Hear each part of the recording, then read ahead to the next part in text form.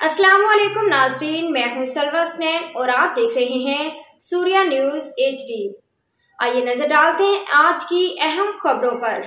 कोयटा से रिपोर्ट पीर जान Bloch. Administrator Quetta Mohammad Hamza Shafqat के अहकामात पर मेट्रोपॉलिटन कॉरपोरेशन कोयटा और पुलिस से ट्रैफिक पुलिस के हमरा बल्दिया प्लाजा, बादाम गली, कासी रोड समेत मलका बाजार में थड़ा माफिया तजावजात के खिलाफ कार्रवाइयाँ की गई।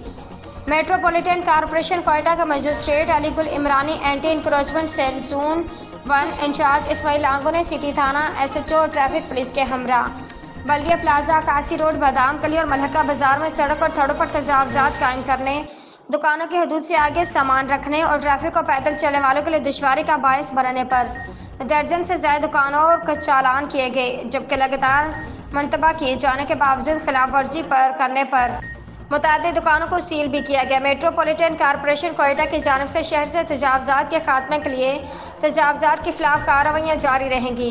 आज के लिए इतना ही। मजीद खबरों और अपडेट्स के लिए देखते रहिए सूर्या न्यूज़ HD।